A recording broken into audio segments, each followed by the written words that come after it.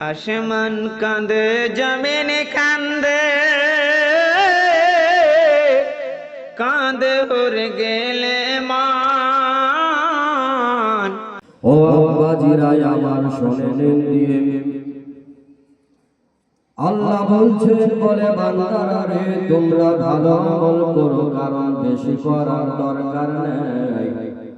ভালো করলে যথেষ্ট, বেশি করলে লাভবান হওয়া যায় না।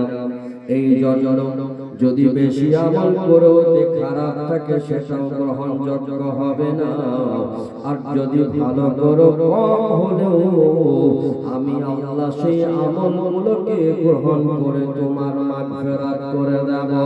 ও বান্দারা রে শোনে নাও, দিয়ে শোনে নাও, এবার ভালো আমল করবে কারা? মুমিন হবে যারা। ভালো আমল করবে কারা? এই সমস্ত মানুষ ইমানদার হবে যারা।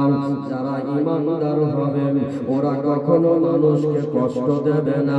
যেই সমস্ত মানুষেরা আপনার ইমানদার হবে ওরা অপরের হককে মেরে খাবে না।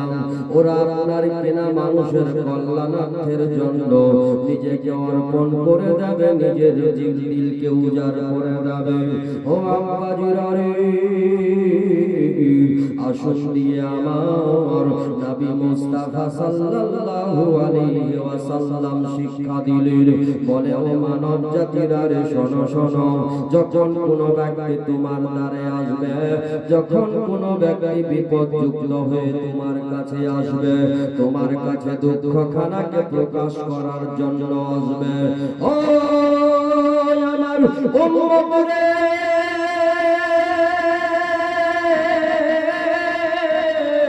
যখন কোন ব্যক্তি তোমার কাছে আসবে রে, ওই সমতে লোকটাকে ফিরাইয়া দিও না রে। ওই সমতে লোকটাকে বসিয়ে তার দুঃখের কথাগুলো অন্তর ভরে শুনে নিও। কি বললেন? কি বলছে? যখন কেউ আপনার কাছে আসবে দুঃখ নিয়ে, দুঃখটাকে প্রকাশ করতে চাইছে, ওই ব্যক্তির দুঃখটাকে শুনতে হবে। কেন?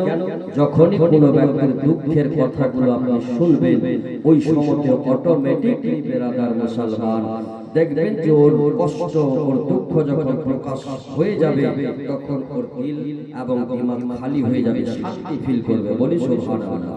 খুব সুন্দর ওয়াজ শুনুন। ও আব্বাজিরা শোনেন দিয়ে আমার আপনার কিনা নবী মুস্তাফা বললেন, বলে ও বেরাদার মুসলমান, হযরত নবী মুস্তাফা বলছেন দুঃখখানাকে শুনতে হবে। আজ কেমন আমরা মুমিন, যখন কোনো ব্যক্তি আমার কাছে আসে আমি মোবাইল বার করে ভিডিও গেম খেলি, কিন্তু মানুষের দুঃখখানাকে দেখতে চাই না, শুনতে চাই না, মানুষের দুঃখ মোচন করতে চাই না। ও আল্লাহ পাকের বান্দারা শোনো শোনো, এমনি করে যদি চলে তাহলে একে অপরের প্রতি ভালোবাসা সৃষ্টি হবে না। নবী আমার দেখুন দিয়ে আবু উমাইরা নামে একজন সাহাবী রাসূল ছিলেন।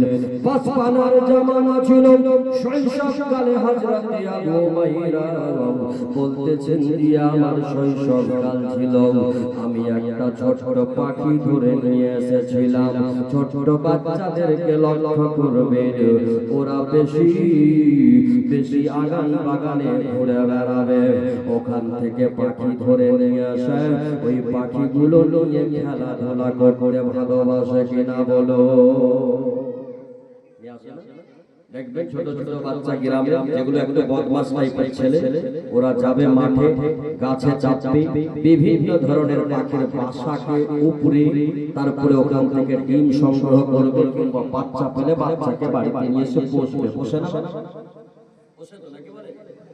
অনেকে এইভাবে হয়। হযরত আবু উমাইরা বলছেন এইভাবে আমিও একটা বাচ্চা নিয়ে আসলাম, পাখির নিয়ে এসে পুষতে লাগলাম, লালন পালন করতে লাগলাম। বেশ কিছুদিন থাকলো, মায়া জাগলো, দয়া জাগলো,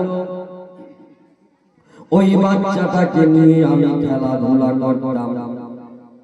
এইভাবে আমি বেশ কিছুদিন খেলতাম, আমার মনকে আমি জগিয়ে নিতাম।